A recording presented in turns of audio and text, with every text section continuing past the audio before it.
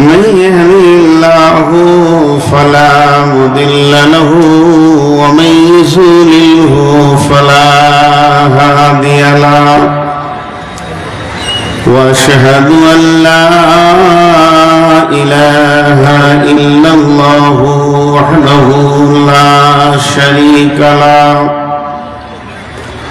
وأشهد أن محمدا عبده ورسوله الذي أرسله بالحق بشيرا ونذيرا وداعيا إلى الله بإذنه وسراجا منيرا أما بعد فإن خير الحديث كتاب الله وخير الهدي هدي محمد صلى الله عليه وسلم وشر الأمور محدثاتها وكل محدثة بدعة وكل بدعة ضلالة وكل ضلالة في النار فقد قال الله تبارك وتعالى في كلامه المجيد وفرقانه الحميد أعوذ بالله من الشيطان الرجيم يسألونك عن الساعة أيان مرساها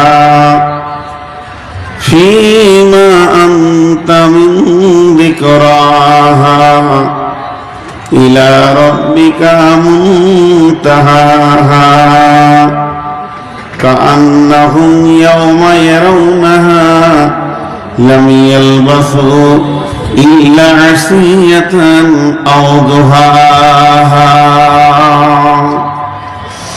بسم الله الرحمن الرحيم ويقولون متى هذا الوعد إن كنتم صادقين قل إنما العلم عند الله وإنما أنا نذير مبين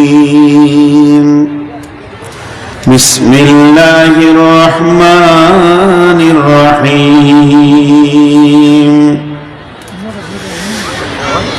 وما قدر الله حق قدره والأرض جميعا قبضته يوم القيامة والسماوات مطوية بيمينه سبحانه وتعالى عما يشركون ونفخ في الصور فصعق من في السماوات ومن في الأرض إلا من شاء الله ثم نفخ فيه أخرى فإذا هم قيام ينظرون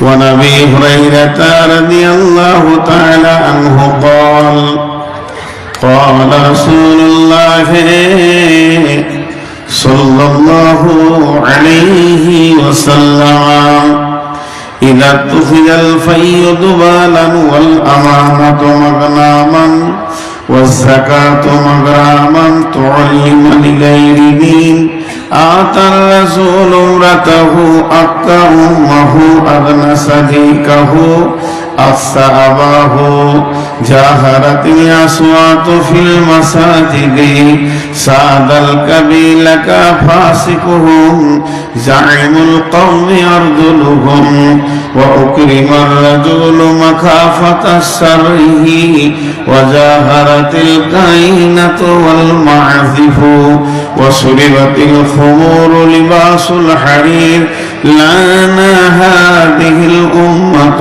أولها أو كما قالت النبي صلى الله عليه وسلم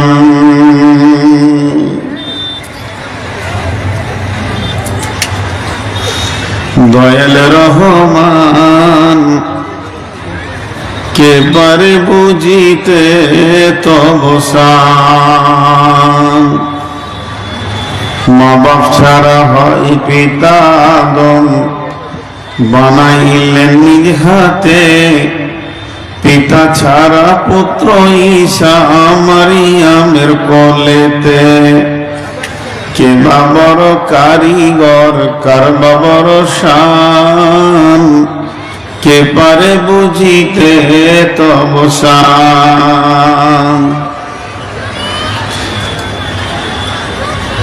শ্রদ্ধেয় সুযোগ্য আজকের সভার সভাপতি উপস্থিত আলেম ওলামা বৃন্দ সামনে আমার দিনদার ইমানদার মুমিন ভাই সকল এবং পর্দা থেকে শুননেওয়ালি মুমিনা মা ও বোনেরা প্রশংসা গণগান স্তবস্তুতি ভালোবাসা তকদির হায়াত মত সবকিছুর মালিক আল্লাহ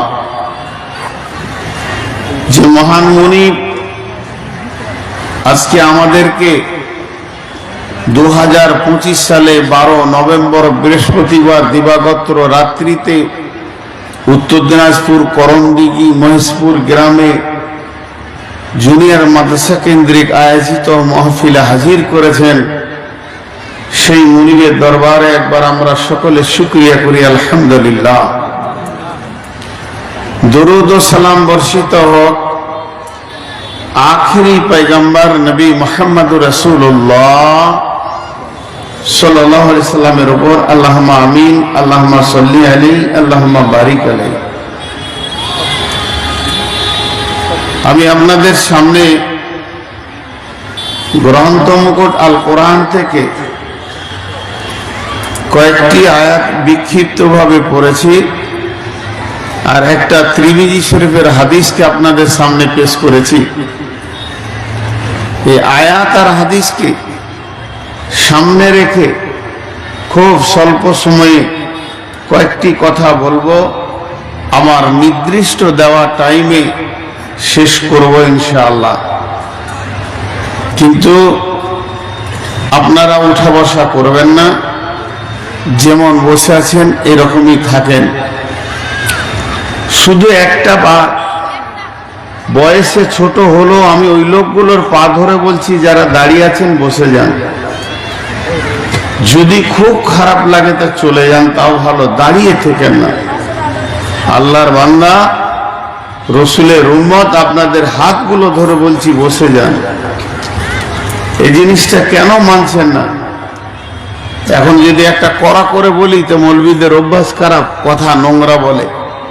জি না ভাই, আল্লাহর গোলাম বসে যান।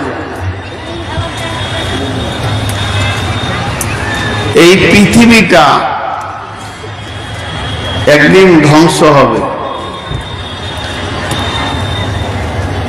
এই পৃথিবীটা একদিন ধ্বংস হবে।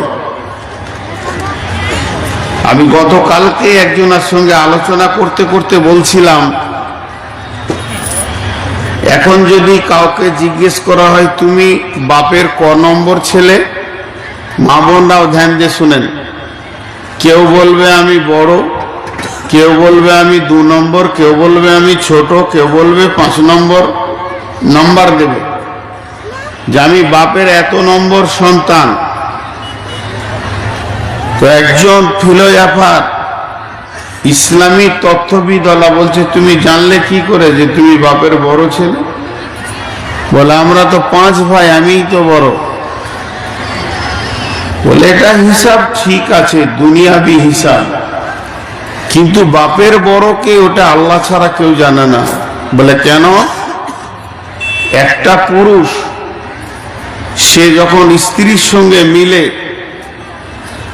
তার শরীর থেকে যেটা স্খলন হয়, যে মালটা বের হয়, তাতে 40 থেকে 60 কোটি পোকা বের হয়। তাহলে তুমি কি বুঝলে? তুমি ক নম্বর? তোমার জ্ঞান কি আছে? তো আমরা এখানে যতজন বসে আছি, আমরা নিজেদের একটা হিসাব করে রেখেছি। এখন এই যে চেয়ারে বসা মানুষটা আপনার সঙ্গে কথা বলছে, আপনারা শুনছেন, তো আমার এই দেহের ভিতরে কটা প্রাণ আছে? কটা প্রাণ আছে? বলবে একটা আছে। আজরাইল আসবে, একটা প্রাণ নিয়ে চলে যাবে। নূর মোহাম্মদ মারা যাবে, নূর মোহাম্মদ ইন্তেকাল হয়ে যাবে, স্থানান্তরিত হয়ে যাবে। কিন্তু সূক্ষ্ম ব্রেন্ডে দেখেন আমার এই বডিতে কয়েক কোটি প্রাণ আছে। আমার এই বডিতে কয়েক কোটি প্রাণ আছে, কয়েক কোটি। একবার স্খলন হলে যদি 60 কোটি পোকা বের হয়, প্রত্যেকটা শুক্রাণুর প্রাণ আছে। 1 গ্রাম রক্তে 17 লক্ষ থেকে 18 লক্ষ শ্বেত কণিকা আছে, লোহিত কণিকা আছে। যে পোকাগুলো রক্তে না থাকলে শরীর মজবুত হয় না। যার পোকা যত শক্তিমান, তার গায়ের শক্তি তত বেশি। ওই পোকাগুলো যদি আবার দুর্বল হয়ে যায়, তা মানুষটা দুর্বল হয়ে যাবে। তাহলে এতগুলো পোকা আল্লাহ আমার রক্তে রেখেছে, তাদের একটা একটা প্রাণ আছে। আমার শুক্রাণুগুলোর প্রাণ আছে। আমার রক্তে লোহিত কণিকা, শ্বেত কণিকা ককটি আছে আল্লাহ জানে, তাদের প্রাণ আছে। কিন্তু আজরাইল যেদিন আমার প্রাণটা নিয়ে চলে যাবে, আজরাইল যেদিন আমাকে আবদ্ধ করবে, বেঁধে নেবে, সেই দিন ওই প্রাণগুলো বুঝতে পারবে আমরা যে দেহে বাস করতাম, সেই দেহটা এখন নিস্তেজ হয়ে গেছে। ধীরে ধীরে তারা মারা যাবে। তারা একটা দেহে বাস করত, তাদের বাসস্থান ছিল একটা দেহ। ওই দেহটা যখন মারা যাবে, বাকি পোকাগুলো মারা যাবে। তাহলে আমি এই উদাহরণটা দিলাম কেন? এই সারা পৃথিবীটা আল্লাহর মাখলুক। যেদিন পৃথিবী ধ্বংস হবে, যারা পৃথিবীতে বাস করছে তারা বেঁচে আর থাকবে না। এই সারা পৃথিবীটা আল্লাহর মাখলুক। যেদিন পৃথিবী ধ্বংস হয়ে যাবে, পৃথিবীতে যারা বাস করছে তারা আর বেঁচে থাকবে না। মরবি, মরবি, মরবি। আর একটা উদাহরণ দিব, আমি আয়াতের দিকে চলে যাব। সেই উদাহরণটা কি? এখনকার মানুষ যে কোনো মাল কিনে তার ওয়ারেন্টিটা চায়। মোবাইল কিনলে বলবে ওয়ারেন্টি কার্ড দাও। একটা যদি মোবাইলের কভার কিনে ওয়ারেন্টি কার্ড দাও। একটা যদি প্রেসার কুকার কিনে ওয়ারেন্টি কার্ড দাও। একটা যদি টর্চ লাইট কিনে ওয়ারেন্টি কার্ড দাও। মানে মানুষের মিজাজে ঢুকে গেছে এইটা গ্যারেন্টি কতদিন আছে। মালটা যে আমি 2 টাকা, 20 টাকা, 50 টাকা, 100 টাকা, 200 টাকা, 500 টাকা, 1000 টাকা, 10,000, 20,000 দিয়ে মাল কিনলাম, এই মালটার গ্যারেন্টি কদিন আছে। তেমনি এই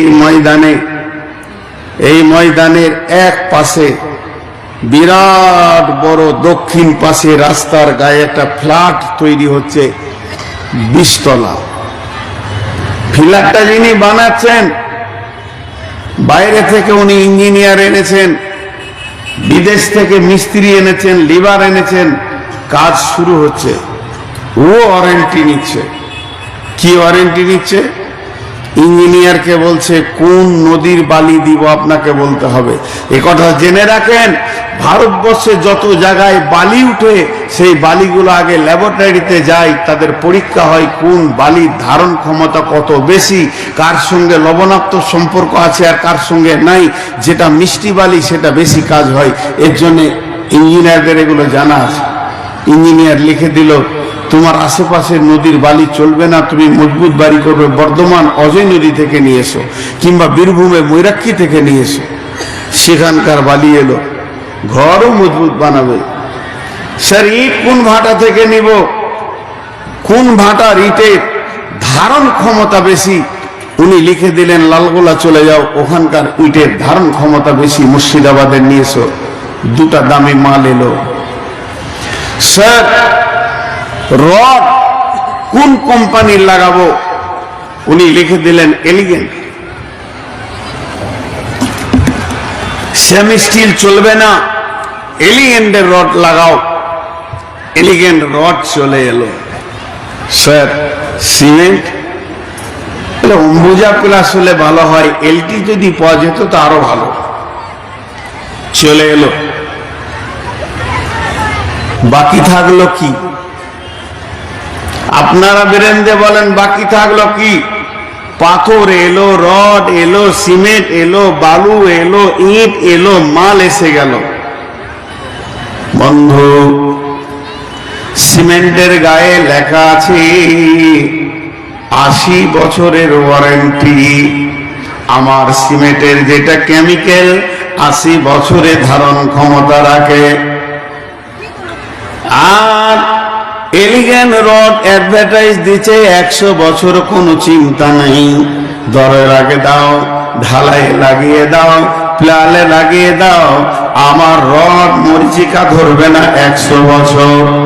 সবারই ওয়ারেন্টি পাওয়া গেল, কিন্তু বড় দুঃখের বিষয়, যে জমিনের ওপরে ঘরটা বানানো হবে, যে জমিনটাতে ওপরে ঘরটা বানানো হবে, যে জমিনটার ওপরে ঘরটা বানানো হবে, ওই জমিনওয়ালার সঙ্গে কে যোগাযোগ করবে?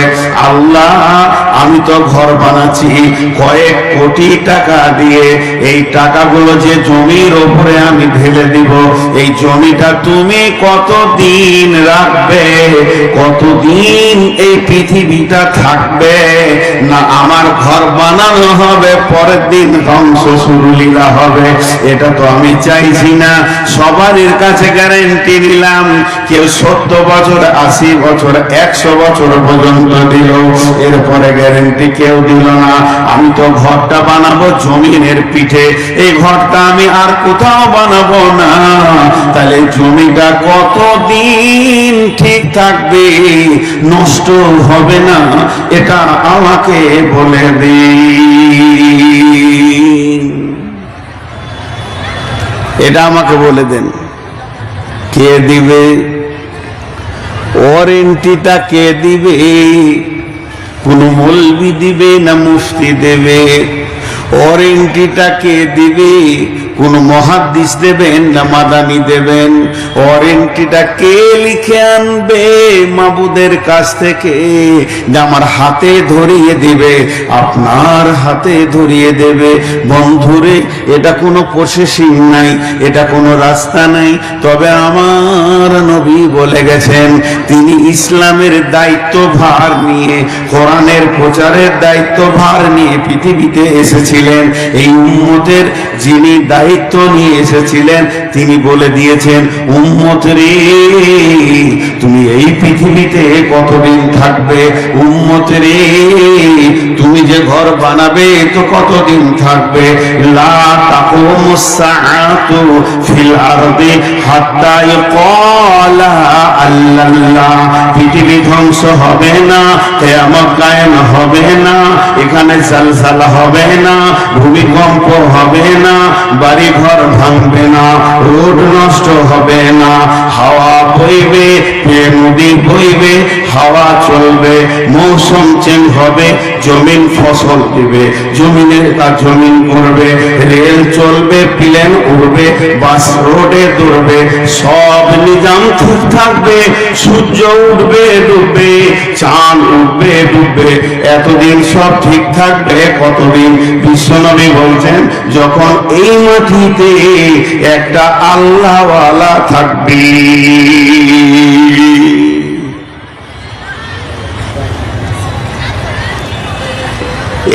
একটা আল্লাহওয়ালা থাকবে। আল্লাহওয়ালাটার দাম কত বলেন এবার?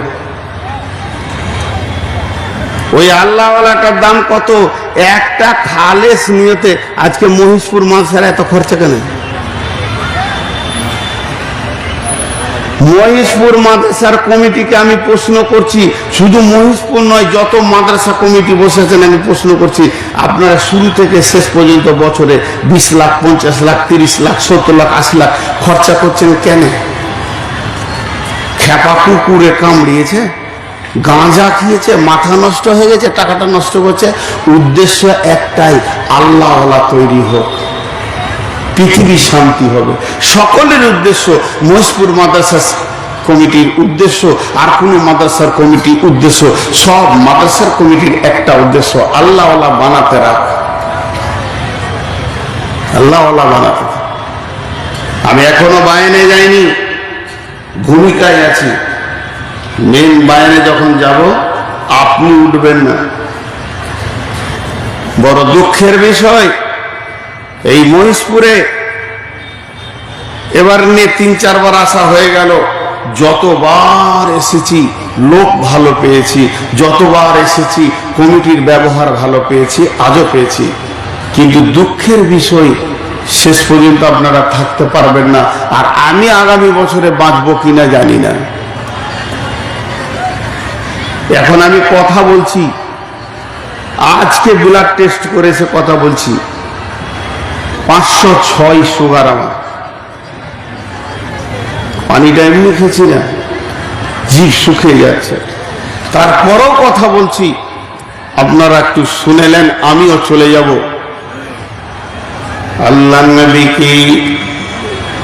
আল্লাহর নবীকে ঘন ঘন প্রশ্ন করা হতো, উল্টা পাল্টি প্রশ্ন করা হতো। কোরআনের ভিতরে আছে, আল্লাহ সূরা নাবাতে বলছেন, আম্মা ইয়াতাসাআলুন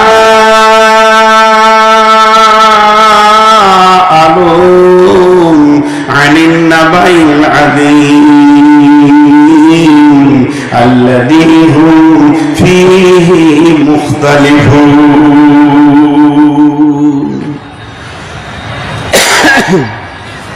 কি বলছিলেন? কিছু বলছিলেন নাকি? একজন মেয়ে 7 ভরি সোনা হারাই গেছে, পাস ছিল। আচ্ছা, বলে দিচ্ছি, এগুলো বলতে হবে, কিন্তু খাবারের এগার বলি না। আর ওই মাইক যদি বাজে, আমি বলে এসছি, তা আমি আগে খেতে আসবো তোর কাছে, তারপর যা করবি করবি। হ্যাঁ, আপনারা বক্তা চয়েস করতে পারেন না, আমার মতো খচ্চরটাকে নিয়ে নিয়েছেন। একটা মহিলা